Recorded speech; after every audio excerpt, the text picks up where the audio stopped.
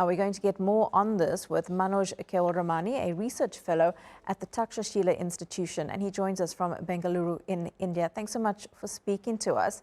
So why is this project so important to China?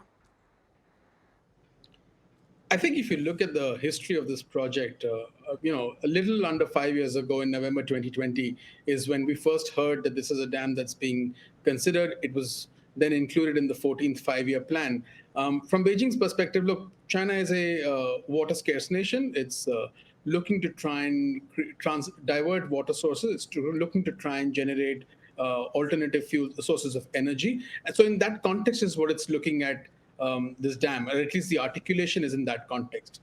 But there's also a geopolitical element to it. And I think over the last few months, we've heard more and more from Beijing about the need to continue to control water sources that are flowing downstream towards lower riparian nations. This has been the case with the Mekong countries. This has been the case with with countries in South Asia. So there is a energy, there is a water scarcity element to this, but there's also an element of geopolitics linked to this. And that, of course, when it comes to the geopolitics, countries like India and Bangladesh have been critical of this project. How is it going to affect them? Look, I think the potential is tremendous, right? The place where firstly the dam is being proposed at the U-bend of the river, there is firstly a challenge over there in terms of the topography. So it's likely that the nature of this construction will lead to instability just in terms of potential earthquakes.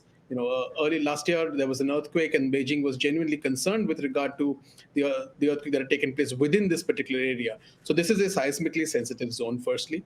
Secondly, just the tensions with regard to the control of water that China may have in terms of the water that flows into India and the Brahmaputra, where it is called that in Bangladesh.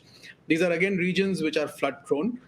If the water is controlled artificially in such a manner, it can lead to potential floods. When Beijing decides to release the water, it can lead to instability in the ecosystem. So it gives China political control when it comes to the use of water. And that has an economic impact, it has a livelihood impact, and it has a security impact for both India and Bangladesh.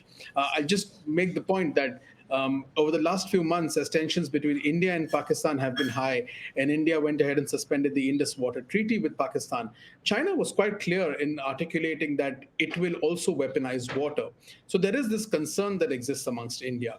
And finally, the challenge with the dam is not just the dam. It's about the approach that China has taken to not approach and discuss with any of the lower riparian countries its intentions and its project vision. I think if this had been done with a certain degree of consultation, with studies which were feasibility studies and impact assessments which were discussed with lower riparian countries, it wouldn't have caused this sense of lack of trust and anxiety. So this is about how Beijing also is exerting power in the region. It's not necessarily building consensus for its own objectives. And Manoj, on that note, is there still room here for these neighbours to talk? Because, of course, it will take some time before this project is complete. And as you've outlined, there's so many reasons there: energy, water, the environment. They're important for all countries, of course, in the region, especially when it comes to water scarcity. So surely there's some room for discussion, some diplomacy here? No, certainly there is. Look, India and China have had a transboundary conversation agreement since 2006. The talks on that have been suspended over the last few years because of tensions around the boundary issue. China used to provide hydrological data. It stopped providing that. Then it restarted providing that on an ad hoc basis. And it's still, again, suspended. So this mechanism needs to be restarted. That's the first step of trust building. When this dam was announced again in December 2024, in January, the Indian side had said, look, we'd like to talk about this. But there's been no real response from China. So I think it's incumbent upon Beijing that if it wants to function as a responsible major power, it needs to take the concerns of lower riparian nations into account. It cannot act unilaterally and then expect itself to be viewed as a major power that should be trusted. Manoj Kewalramani in Bengaluru there. Great to get your take. Thank you very much.